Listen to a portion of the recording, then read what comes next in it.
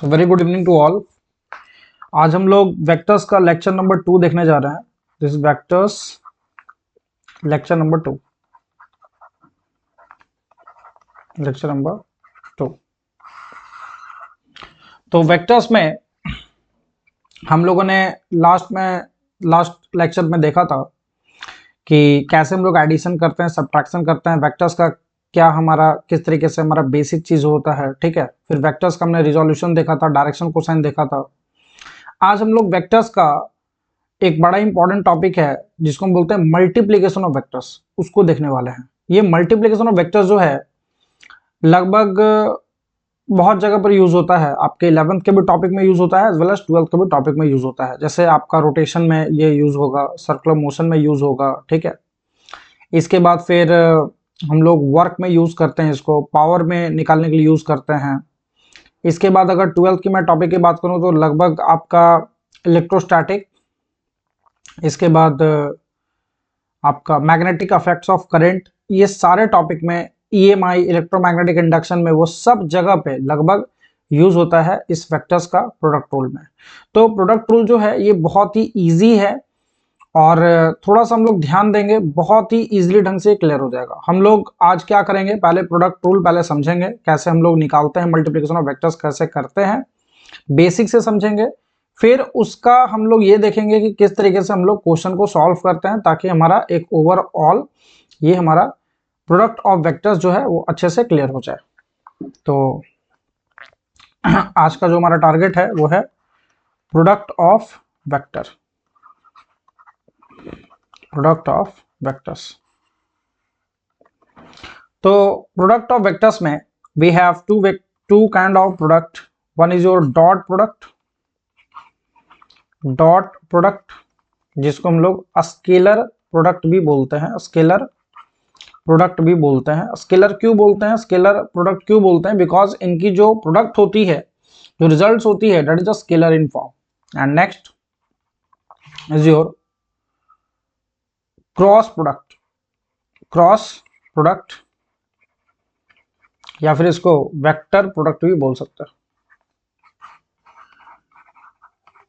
तो समझते हैं, डॉट प्रोडक्ट को हम लोग इस तरीके से लिखते हैं ए डॉट बी, और इसको कैसे लिखते हैं? It is written as A cross B. ठीक है, ऐसे हम लोग इसको रिप्रेजेंट करते हैं, रिप्रेजेंटेशन है ये। तो अब बात ये है कि सर ए डॉट बी या ए क्रॉस बी को हम डिफाइन कैसे करते हैं? तो सबसे पहले हम लोग समझते हैं डॉट प्रोडक्ट के बारे में। बहुत सिंपल है, तो इसलिए हम लोग पहले समझते हैं डॉट प्रोडक्ट के बारे में। डॉट प्रोडक्ट जो है इसको हम डिफाइन करते हैं ए डॉट बी, जिसका डिफिनेशन है ए बी कॉस थीटा, जहां पर ए क्या है, A and B are magnitude of vector A and vector B. ठीक है, थीटा क्या है? Theta is the angle between vector A and vector B. ठीक है, तो ये हो गया हमारा A dot B is equal to A B cos theta. अब यहां पर एक पॉइंट समझने वाला है चीज कि इस तरीके से हम लोग इस चीज को डिफाइन करते हैं, ऐसे हम लोग इसको डिफाइन करते हैं। अब अगर छोटा छोटा सा चीज हम लोग देखें, जैसे आई डॉट आई, क्या मिलेगा हम लोग को? चूंकि आई डॉट आई कैप ये यूनिट वेक्टर होता है, तो इसका मैग्नीट्यूड क्या होगा? 1 × 1। और चूंकि दोनों जो है वो हमारा पॉजिटिव एक्स एक्सिस में है, तो इस केस में दोनों के बीच में एंगल क्या हो जाएगा? 0 डिग्री हो जाएगा। तो we will put here cos 0 degree, तो वैल्यू हमको मिल जाएगा 1। तो very very simple, I dot I क्या होगा? 1। Similarly J cap dot J cap क्या होगा? It is also 1। K cap dot के कैप ये भी क्या होगा? That is also 1। But I dot J ये क्या होगा? तो इसकी वैल्यू 1 × 1, और दोनों के बीच में एंगल क्या है? तो one is your I cap and the other one is your J cap. दोनों के बीच में एंगल क्या है? 90 डिग्री। तो ये क्या हो जाएगा? 1 × 1 × cos 90, एंड cos 90 क्या होता है? 0। तो ये वैल्यू क्या दे देगा हमको? 0 दे देगा। तो आई डॉट जे क्या हो गया? 0। सिमिलरली जे डॉट के ये क्या दे देगा? 0।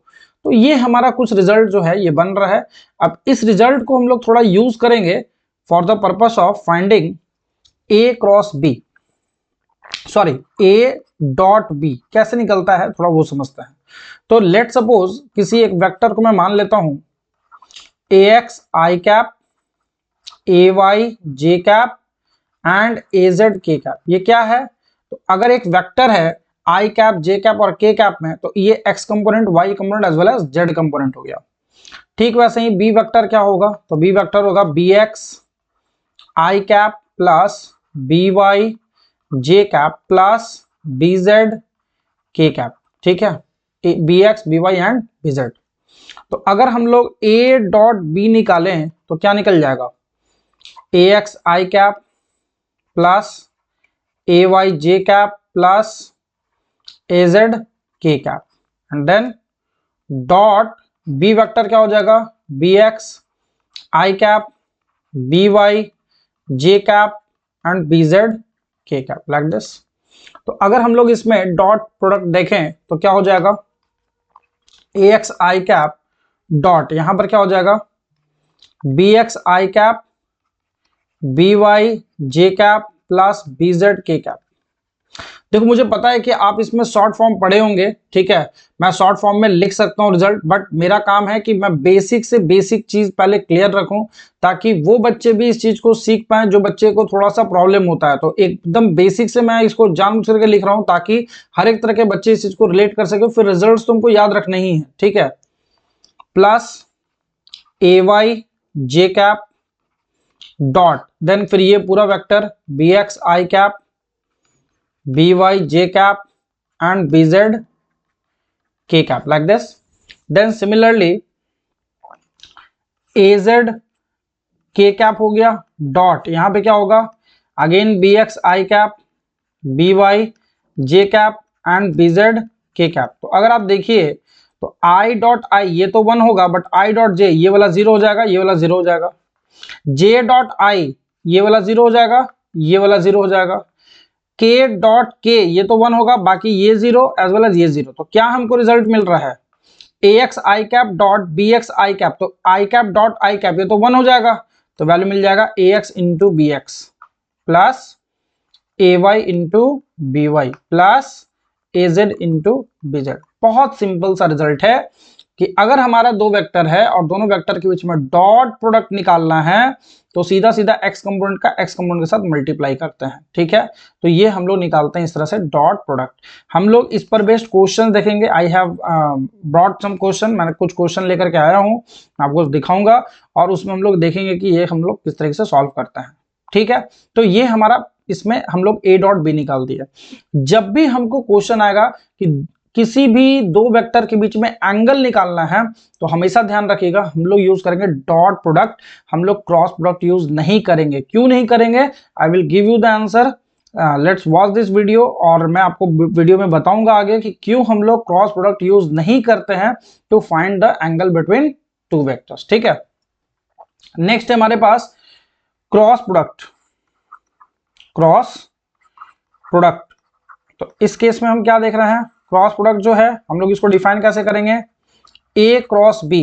Now what this a cross b? A cross b होता है a B sine theta and then n cap, then n cap. अब थोड़ा यहां पर समझना है कि इस केस में अगर आप देखो तो यहां पर भी ए बी साइन थीटा तो है, यहां पर थीटा तो हम यहां से निकाल सकते हैं, बट यहां पर एन कैप जो है एक एक्स्ट्रा चीज है जो हमको समझना है, क्योंकि ये जो प्रोडक्ट हमको देगा ये हमको एक वेक्टर देगा। सो this is not a scalar quantity, ये हमारा वेक्टर है जहां पे एन कैप हमको बता रहा है direction and A B sine theta क्या हो गया? इसका मैग्नीट्यूड हो गया। So this is the magnitude and this is a vector and this is unit vector जिसका मैग्नीट्यूड क्या होगा? 1। तो आप समझिए इसमें ए एंड बी वो क्या है? Are magnitude of vector A and vector B. Theta यहां पर क्या है? तो theta is the angle between vector A and vector B and n cap क्या है? N cap is unit vector perpendicular to vector A and vector B. अब ये point बहुत इंपॉर्टेंट है कि ए और बी के बीच में क्या है, परपेंडिकुलर है, मतलब ए और बी से जो रिजल्टेंट आएगा वो हमारा परपेंडिकुलर है दोनों ए वेक्टर और बी वेक्टर के बीच में। थोड़ा इस चीज को और समझते हैं। ये निकालने के लिए, ये जो यूनिट वेक्टर, इसको निकालने का एक तरीका भी है, how to find n cap. तो ध्यान दीजिए इसमें, मान लीजिए एक वेक्टर है ए वेक्टर, एक वेक्टर है बी ऐसे, और दोनों के बीच में एंगल थीटा है, ये आपको पता है, ये दोनों का टेल टू टेल यहां से मिल रहा है, तो ये वाला एंगल होगा। अब मान लीजिए मेरे को निकालना है ए क्रॉस बी, तो आपको क्या करना है, you have to curl this A vector in the direction of this. तो आप इसको एंटी क्लॉकवाइज घुमा रहे हो, तो अगर आप अपने राइट हैंड का यूज करें, और राइट हैंड को क्या करना है कि पहले अपना ये जो 4 फिंगर है, ये जो 4 फिंगर है, ये आपको वेक्टर ए की तरफ रखना है, इस तरीके से वेक्टर ए की तरफ रखे, और इसको मोड़ना है, किधर मोड़ना है, इसको आपको मोड़ना है बी वेक्टर की तरफ। तो देखो मैं इसको मोड़ रहा हूं किधर, बी वेक्टर की तरफ मोड़ रहा हूं। तो क्या होगा, ये जो थंब है, ये जो थंब है, आप देखो जब ये ऐसे घुमाएंगे तो थंब जो है वो किधर जा रहा है, ये मेरी तरफ जा रहा है। तो इसका मतलब क्या हो गया कि अगर आप इस चीज को ऐसे घुमाओगे तो इसका जो रिजल्ट होगा वो किधर आएगा, बाहर की तरफ आएगा। अब बाहर की तरफ मतलब हम इसको डॉट लिखेंगे, तो डॉट का मतलब होता है आउटसाइड। तो डॉट मीन्स क्या होता है, out of the plane, and cross का मतलब होता है inside the plane, inside the plane. तो आप इसको ऐसे भी समझ सकते हो कि अगर एंटी क्लॉकवाइज कोई चीज घूमेगा, तो आप खुद बताओ, अगर कैप आप खोलते हो एंटी क्लॉकवाइज में, बोतल का अगर कैप आप खोलते हो एंटी क्लॉकवाइज में, तो किधर जाता है, ऊपर की तरफ। तो इन दोनों को भी जब घुमाएंगे तो वो किधर आएगा, ऊपर की तरफ आएगा। लेकिन इसी में अगर किसी ने बोल दिया बी क्रॉस ए करो, तो बी क्रॉस ए करने का मतलब क्या है कि अगर आप इसको क्लॉकवाइज घुमाओगे तो किधर जाएगा, इनसाइड जाएगा। इस जो आपका जिस भी डिवाइस में आप देख रहे हो, चाहे आपका फोन हो या टैबलेट हो, अगर बी क्रॉस ए करेंगे तो किधर जाएगा, उस फोन के या आपका लैपटॉप में या टैबलेट में, वो सब किधर जाएगा, इनसाइड जाएगा। ठीक है, that is B cross A. तो इसका मतलब ए क्रॉस बी और बी क्रॉस ए जो है, इनका मैग्नीट्यूड तो सेम रहेगा, बट डायरेक्शन क्या होगा, उल्टा होगा। तो हमको क्या लिखना पड़ेगा, we can write A cross B जो है, it is nothing but minus of B cross A. ठीक है, अब जैसे मान लेते हैं कुछ इसमें रिजल्ट हम लोग समझ लेते हैं, जैसे आई क्रॉस जे क्या होगा। तो आई क्रॉस जे हमको चाहिए, तो देखिए बताइए क्या होगा, 1 into 1 तो होगा ही, दोनों के बीच में एंगल क्या है, 90 डिग्री, तो क्या लिखेंगे, साइन 90। बट अब हमको एक ऐसा यूनिट वेक्टर चाहिए जो इन दोनों के परपेंडिकुलर होना चाहिए। कैसे निकालेंगे, सो देखिए आई ऐसे है, जे ऊपर की तरफ है, तो क्या करेंगे, तो हमको क्या चाहिए, आई क्रॉस जे। अगर इसको हम एंटी क्लॉकवाइज घुमाएंगे तो ये रिजल्ट किधर आएगा, बाहर की तरफ। तो डायरेक्ट जो के कैप किधर हो गया, बाहर की तरफ हो गया, माने डॉट हो गया, समझ गए। तो इसका रिजल्ट जो होगा वो यूनिट वेक्टर होगा, और यूनिट वेक्टर किधर होगा, के कैप में। इसी रिजल्ट्स को आप एक और तरीके से समझ सकते हो, आई जे के लिखो और इसको एंटी क्लॉकवाइज में रखो।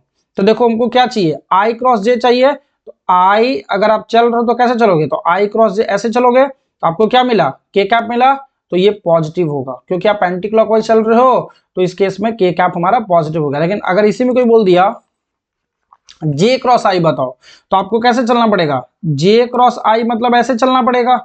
अब चूंकि आप ऐसे चल रहे हो तो एंटी क्लॉकवाइज की तरफ हमको पॉजिटिव लेना है, और ये क्लॉकवाइज की तरफ आपका निगेटिव हो गया। तो जे क्रॉस आई हमको मिल क्या रहा है, के कैप तो मिल रहा है, लेकिन ये चूंकि हम अपोजिट चल रहे हैं तो इसलिए हमको लिखना पड़ेगा माइनस के कैप।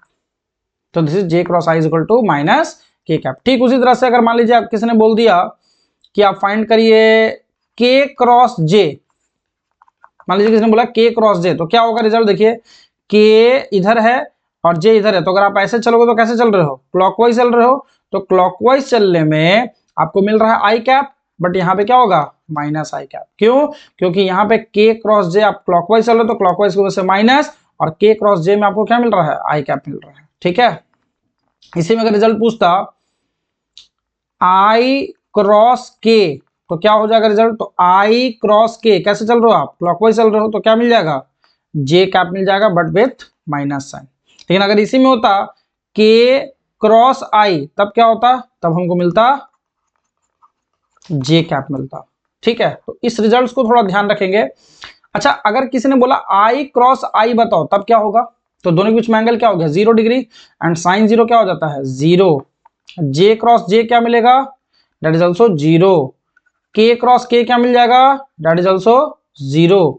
तो ये थोड़ा रिजल्ट जो है इसको थोड़ा ध्यान रखिएगा, और इस पर प्लीज थोड़ा सा पहले प्रैक्टिस करना है आपको। अगर ये वाला सर्किल वाला समझ में आ रहा है बहुत अच्छी बात है, राइट हैंड थंब रूल समझ में आ रहा है तो भी बहुत अच्छी बात है, ठीक है।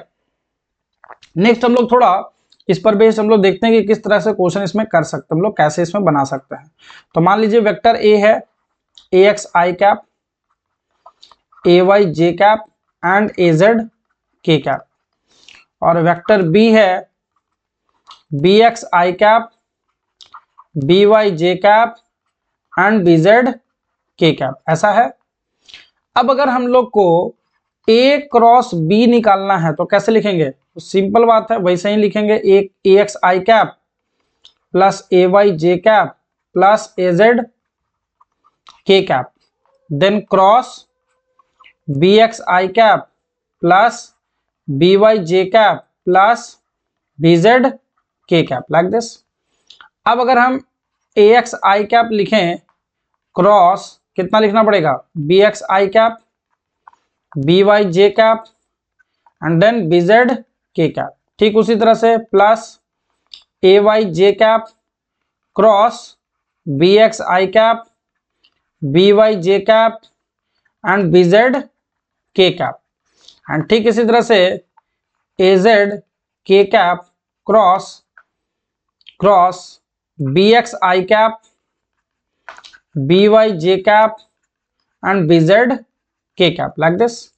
अब अगर हम इसको थोड़ा सॉल्व करें तो जरा देखिए I कैप वाला 0 हो जाएगा, ठीक वैसे ही j क्रॉस j वाला कैंसिल हो जाएगा, ठीक है, एंड k क्रॉस k वाला चीज क्या हो जाएगा, कैंसिल हो जाएगा। अब हमको क्या क्या मिल रहा है जरा वो देखते हैं, ax इंटू by मिला, और I क्रॉस j हमको क्या मिलेगा, आप यहाँ पे थोड़ा इसको रेफरेंस के लिए रख सकते हो ताकि समझना थोड़ा इजी हो जाए। तो I क्रॉस j क्या मिलेगा, k कैप मिलेगा, k कैप लिख दिए।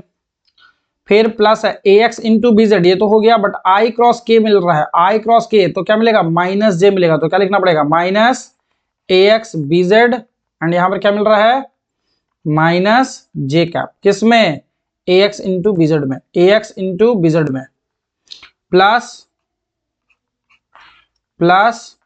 ay इंटू bx, ये तो होगा ही, और j क्रॉस i, तो बताइए j क्रॉस i क्या मिलेगा, it will be minus k cap, j cross i क्या मिल जाएगा माइनस k कैप। देन उसी तरह से प्लस ay इंटू कितना bz, और j cross k,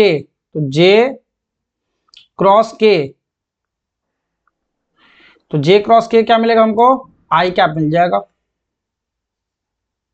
j cross k हमको मिल जाएगा I कैप, क्योंकि ये एंटी क्लॉकवाइज चल रहा है।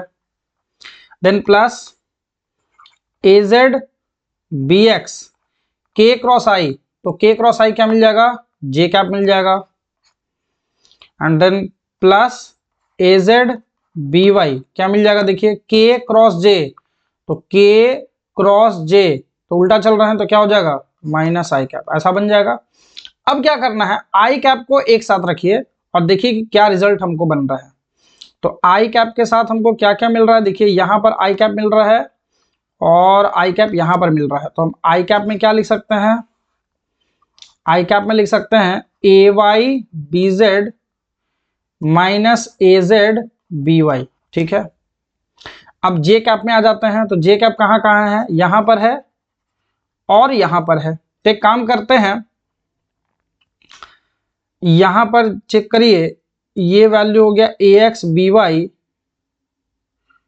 यहाँ पर ax by इसमें तो हो ही गया, और ax इंटू ये प्लस में रहेगा, यहाँ पे ax bz, ये माइनस j कैप है, तो क्या लिखेंगे, तो एक काम करते हैं यहाँ माइनस j कॉमन लेते हैं। क्यों लेते हैं minus j, I will explain to you. ये माइनस j हमने यहाँ पे क्यों लिया है, क्योंकि यहाँ पे माइनस j है, तो ऐसे तो जो हमारा रिजल्ट आ रहा है वही लिख रहे हैं, लेकिन माइनस j यहाँ पे हम स्पेसिफिकली क्यों लिख रहे हैं, I will tell you the answer कि क्यों हम माइनस j यहाँ पे कर रहे हैं।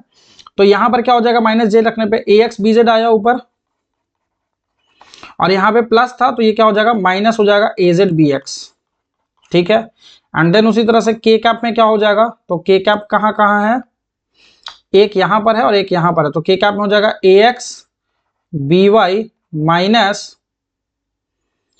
AYBX। अब इसको रखते हैं दिमाग में, और इसको रख करके अब हम चलते हैं दूसरी जगह और वहां पे थोड़ा देखते हैं कि क्या हो रहा है, और उसके बाद फिर इस चीज को हम फिर से रेफर करेंगे।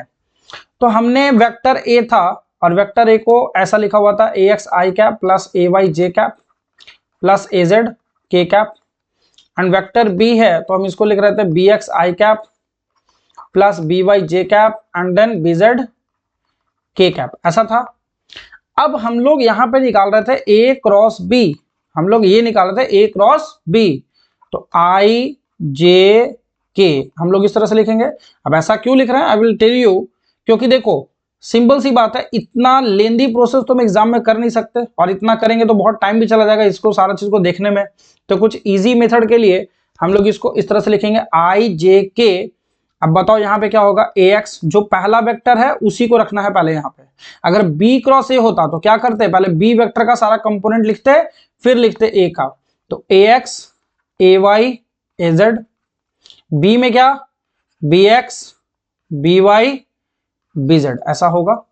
तो अब आप बताइए यहां पर क्या होगा, अगर हम आई कैप लिखेंगे तो देखिए क्या करना पड़ेगा, अगर आई कैप लिखेंगे तो मुझे इसको और इसको हटाना पड़ेगा, तो क्या बचा अपने पास, एक माइनर सा ये बचा, तो इसका क्या करेंगे, तो इसमें क्रिस क्रॉस करेंगे, ऐसे और ऐसे करेंगे। तो जब इधर से जाएंगे माने लेफ्ट टू राइट जब जाएंगे तो हमको पॉजिटिव रखना है, और जब इधर से इधर जाएंगे तो हमको निगेटिव रखना है। तो हमको क्या हो जाएगा AYBZ माइनस BYAZ। अब उसी तरह से अब J का जब लिखना होगा तो क्या करना होगा, तो ये वैल्यू हो गया हमारा आई कैप में, हमारा वैल्यू हो रहा है आई कैप में हो रहा है AYBZ माइनस BYAZ, ये आप सीख गए। अगर J कैप के लिए होगा तो इसको हटाना पड़ेगा एज वेल एज इसको हटाना पड़ेगा, तो इस केस में क्या हो जाएगा, तो J कैप के आगे हमको माइनस देना है। तो आपको याद होगा माइनस J वहां पर हमने दिया था, वो इसलिए दिए थे ताकि क्रिस क्रॉस का रूल हमारा यहां पर भी फुलफिल हो जाए। तो माइनस J के लिए क्या होगा AXBZ माइनस BXAZ, ठीक है। और K कैप क्या हो जाएगा, तो K कैप के लिए ये दोनों होगा, तो AXBY माइनस BXAY। अब आप जो ये रिजल्ट आया है अगर आप इसको यहां पर देखिए तो ये सेम रिजल्ट है, BXAY है, देखिए BXAY यहां पर भी, AXBY यहां पर है, तो यहां पर भी देखो AXBY है, तो सेम रिजल्ट है ये। तो इसलिए अब हम उतना लेंदी प्रोसेस नहीं करेंगे, हम लोग सिंपल इस फॉर्म में बदल करके और जल्दी से यहां से ही value i cap J cap K cap का लिख देंगे, और यहां से हमको वैल्यू क्या मिल जाएगा, वेक्टर प्रोडक्ट मिल जाएगा, किसका, A क्रॉस B का। अब ये जो वेक्टर प्रोडक्ट है इसका बहुत जगह पर यूज होता है, जैसे हम लोग ट्रायंगल का एरिया निकालने के लिए करते हैं, पैरेललोग्राम का भी एरिया निकालने के लिए करते हैं, ठीक है। तो उससे हम लोग A क्रॉस B निकाल सकते हैं। जैसे मान लीजिए कि अगर ट्रायंगल में दो साइड्स आपको दिया हुआ है ट्रायंगल के फॉर्म में, वेक्टर के फॉर्म में, तो इस वेक्टर का अगर हमको एरिया चाहिए तो हम क्या करते हैं, अगर ये वेक्टर A है ये वेक्टर B है तो A क्रॉस B करेंगे तो हमको इसका एरिया पता चल जाएगा। अगर इसी में अगर ये मान लीजिए आपका पैरेललोग्राम होता इस तरह से, तो क्या करते हैं, इसी में जो ये एरिया है मतलब A क्रॉस B करेंगे तो यहां से हमको क्या मिल जाएगा, ट्रायंगल का एरिया होगा 1/2 A क्रॉस B का मॉड, इस तरह से निकालेंगे तो हमको देगा एरिया ऑफ ट्रायंगल।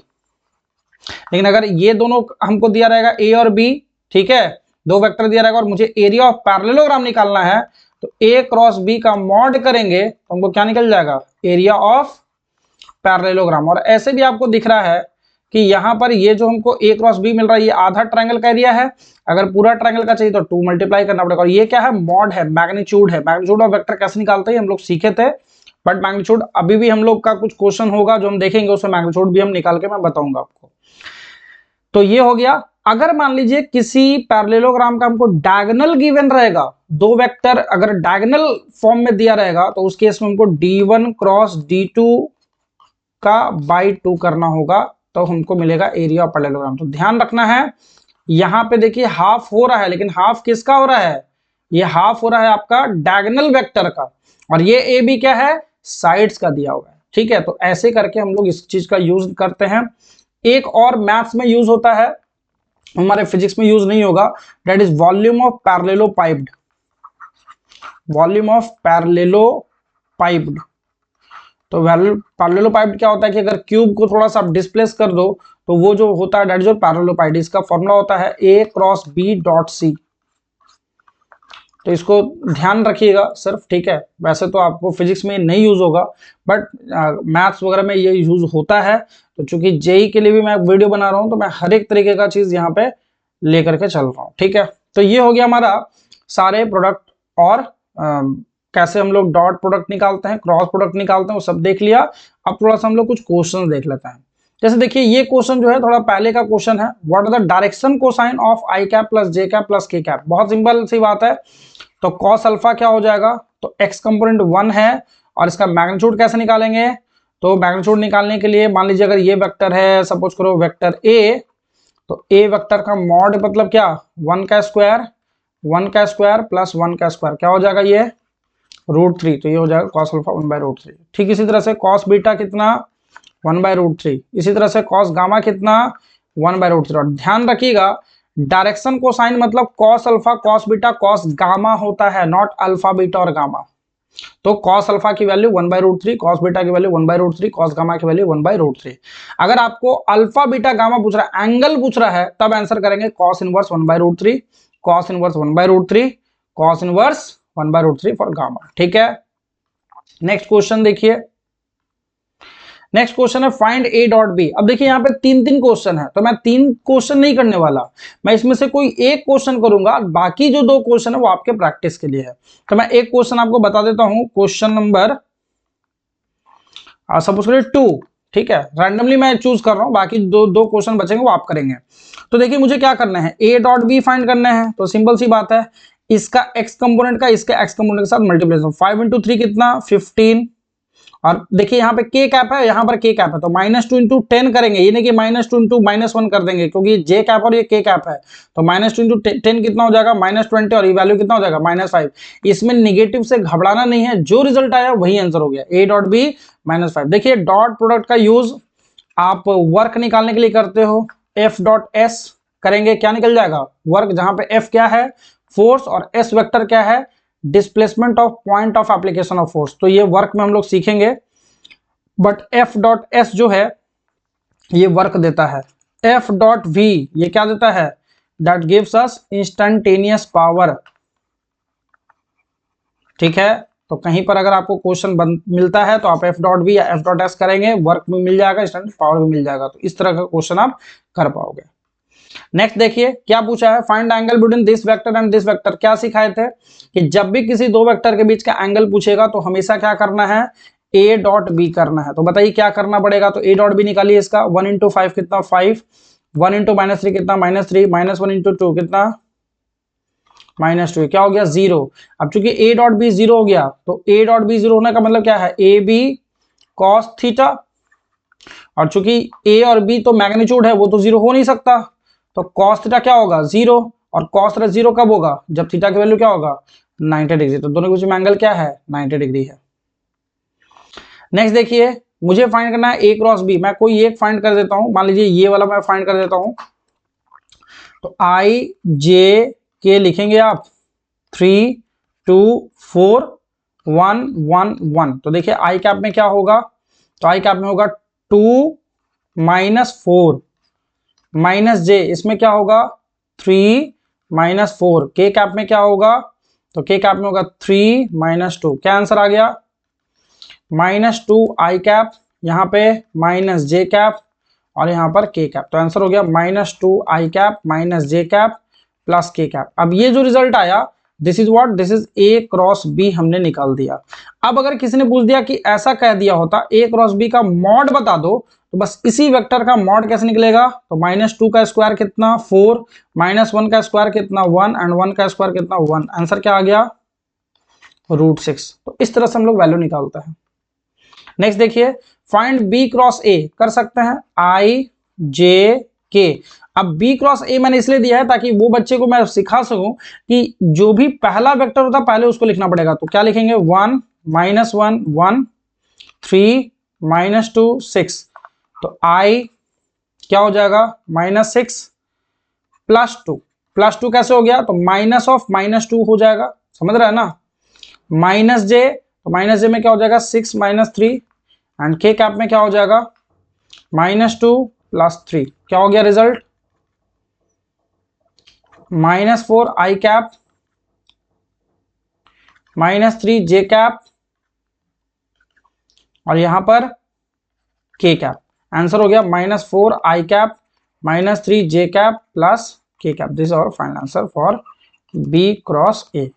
किसी ने अगर ये पूछा होता कि बी क्रॉस ए का मुझे यूनिट वेक्टर बताओ, तो क्या करते हैं, अगर ये हमारा मान लीजिए कि आर वेक्टर है तो यूनिट वेक्टर आर कैप कैसे फाइंड करेंगे, तो R vector by R vector का मॉड, तो इसका मॉड जो भी होगा वो निकालेंगे और उसे डिवाइड कर देंगे, हमारा यूनिट वेक्टर आ जाएगा। नेक्स्ट आइए, ए वेक्टर दिया, इसका यूनिट वेक्टर निकालना। देखिए यहाँ पे क्वेश्चन आ भी गया, तो ए वेक्टर का मॉड क्या हो जाएगा 5 हो जाएगा, तो ए कैप क्या हो जाएगा, तो ए कैप हो जाएगा 3 आई कैप +4 जे कैप बाई 5। जो भी रिजल्ट होगा कौन सा रिजल्ट हो जाएगा, ऑप्शन नंबर 1। नेक्स्ट देखिए, if vectors P Q R have magnitude this 5 12 13 P + Q R के इक्वल है, द एंगल बताइए Q एंड R के बीच में क्या होगा। देखिए सिंपल सी बात है, 5 12 13 है, तो आपको समझ में आ रहा होगा कि 5 12 अगर ऐसे परपेंडिकुलर हो तो ये हो जाएगा 13, कैसे, क्योंकि 5 का स्क्वायर 25 + 144 कितना हो गया 169, जो कि एग्जैक्टली 13 का स्क्वायर है। तो ये हमारा वैल्यू हो गया। अब पूछ रहा है angle between Q and R, तो मान लीजिए कि ये हमारा P वेक्टर और ये हमारा Q वेक्टर और ये हमारा R वेक्टर, तो हमसे पूछ क्या रहा है, Q और R वेक्टर के बीच का एंगल बताओ क्या होगा, ये वाला एंगल आपसे पूछ रहा है, ठीक है। तो ये वाला एंगल कैसे निकालेंगे, तो देखो cos थीटा पूछ रहा है आपसे, तो ये वाला एंगल हमको चाहिए, तो देखो ये है Q ये है R, तो इन दोनों के बीच में एंगल क्या हो जाएगा, तो cos थीटा कितना हो जाएगा, तो cos थीटा हो जाएगा 12/13, तो आंसर क्या हो जाएगा थीटा का वैल्यू cos इनवर्स 12/13, ये हो गया हमारा आंसर। नेक्स्ट देखिए, minimum number of vectors of equal magnitude required to produce a zero resultant. ये बड़ा ही अच्छा क्वेश्चन है, थ्योरेटिकल क्वेश्चन है, आता है बहुत बार, इसलिए मैं यहाँ पे इंक्लूड किया हूँ। जीरो रिजल्टेंट होना चाहिए मिनिमम, और सेम है, तो मान लीजिए एक वेक्टर एफ इधर है, दूसरा वेक्टर अगर एफ ऐसे होगा, चाहे कैसे भी हो, तो इस केस में हमारा मैग्नीट्यूड क्या हो जाएगा, जीरो रिजल्टेंट हो जाएगा। सो दैट मीन्स 2 हमारा मिनिमम वैल्यू होना चाहिए इक्वल मैग्नीट्यूड के लिए। अब अगर इक्वल मैग्नीट्यूड नहीं है लेकिन कोप्लेनर है, तो उस केस में कितना चाहिए, 3 चाहिए। कैसे, मान लीजिए एक वेक्टर ऐसे है एक वेक्टर ऐसे है, इन दोनों का रिजल्टेंट मान लो ये हो गया, अब इसको काटने के लिए हम लोग एक वेक्टर और ऐसे दे दिए, तो टोटल वेक्टर कितना हो गया 1 2 एंड 3। ये वेक्टर जो है वो इन दोनों का रिजल्टेंट था, तो यहाँ पे टोटल कितने हो गए, 3 वेक्टर चाहिए कोप्लेनर वेक्टर के लिए। और यही चीज अगर हमारा डिफरेंट प्लेन्स में होगा तब कितना वेक्टर चाहिए, तो मिनिमम 4 की रिक्वायरमेंट होगी, ठीक है। तो थोड़ा इसको ध्यान में रखेंगे। ए वेक्टर और वाई एक्सिस के बीच में एंगल क्या है, तो बहुत इजी है, ए वेक्टर आपका हो गया 2 आई कैप +3 जे कैप, और दूसरा जो बी वेक्टर है उसको मान लीजिए जे कैप। अब मुझे क्या पूछ रहा है, दोनों के बीच में एंगल क्या होगा, तो ए डॉट बी कर दीजिए। अच्छा यहाँ पे बोलता है एक्स एक्सिस के साथ क्या है, तो यहाँ पे बी वेक्टर क्या लेते हैं, आई कैप लेते हैं, तो जे कैप बोल दिया तो क्या हो जाएगा, ए डॉट बी क्या हो जाएगा 3 हो गया। अब is equal to A B cos theta, तो ए बी कॉस थीटा कितना हो जाएगा, √4 + 9 √13 हो गया, ये तो 1 हो गया इंटू कॉस थीटा, तो क्या हो जाएगा कॉस थीटा की वैल्यू क्या हो गया 3/√30। लेकिन कॉस थीटा में तो यहाँ पे कुछ दिया हुआ है नहीं, तो टैन थीटा या साइन थीटा है, तो एक काम करिए यहाँ बनाइए थीटा, ये हो गया 3, ये हो गया √13, तो ये कितना हो जाएगा, ये हो जाएगा 2, चेक करिए 2 हो गया ये। तो अब देखिए tan थीटा की वैल्यू क्या रख सकते हैं, यहाँ पे 2/3 रख सकते हैं, तो ये थीटा कितना आ जाएगा tan इनवर्स 2/3, तो रिजल्ट कौन सा हो गया, ऑप्शन नंबर 2। नेक्स्ट देखिए, दो वेक्टर है P and Q inclined to each other at an angle theta, which of the following is a unit vector perpendicular to P and Q। तो P and Q को क्या लिख सकते हैं, P cross Q करिए, क्या हो जाएगा PQ साइन थीटा हो जाएगा, राइट, और क्या हो जाएगा n कैप। तो मुझे क्या पूछ रहा है, which of the following is the unit vector perpendicular to P and Q, तो n कैप क्या है, यूनिट वेक्टर ही है ना, तो n कैप क्या हो जाएगा P cross Q by P Q sine theta, तो बताइए पी वेक्टर बाई पी क्या हो जाएगा, P cap, Q vector by Q क्या हो जाएगा, क्यू कैप बाई क्या, साइन थीटा। ऑप्शन कौन सा हो जाएगा, ऑप्शन नंबर 2। नेक्स्ट आइए, ये आपका एआईपीएमटी का क्वेश्चन है, देखिए नीट का मेडिकल का क्वेश्चन है ये। वेक्टर्स दिया हुआ है A and B, function of time, then value of t for which they are orthogonal to each other. Now ये क्वेश्चन मैं इसलिए रखा हूं ताकि आपको बस ये समझा सकूं कि ऑर्थोगोनल क्या होता है। तो दो वेक्टर के बीच में ऑर्थोगोनल मतलब होता है कि दोनों के बीच का एंगल क्या है, 90 डिग्री। अब दोनों के बीच में अगर एंगल 90 डिग्री है, इसका मतलब ए डॉट बी आपको क्या करना है, जीरो करना है, ध्यान रखिएगा इस चीज को। तो ए डॉट बी कैसे निकालेंगे, तो कॉस ओमेगा टी इंटू यहां पे क्या है, cos omega t by 2 plus sine omega t into sine omega t by 2, ऐसा हो गया। Now this will be equal to 0।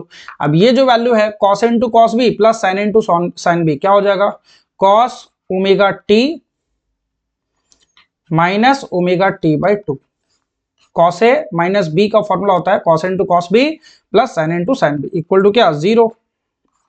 Cos omega t by 2 that should be equal to 0। अब ये 0 कब होगा, जब ओमेगा टी बाई 2 किसके equal होगा, 90 degree, that is pi by 2, 2 cancel हो गया, so t is equal to pi by omega. Answer क्या हो जाएगा, ऑप्शन नंबर 4। तो देखिए हम लोगों ने कुछ क्वेश्चन वेक्टर्स के रखे हैं, और आप और भी क्वेश्चंस प्रैक्टिस करिएगा, और जो भी आप लोगों को प्रॉब्लम होता है तो आप कमेंट बॉक्स पे वहां पे आप मेंशन कर सकते हो, या कुछ टॉपिक अगर छूट गया या फिर आपको और अच्छे से क्लैरिटी चाहिए तो आप दे सकते हो सजेशंस, ताकि मैं उस पर वीडियोस बना दूंगा। थैंक यू, नेक्स्ट लेक्चर में मिलते हैं आगे।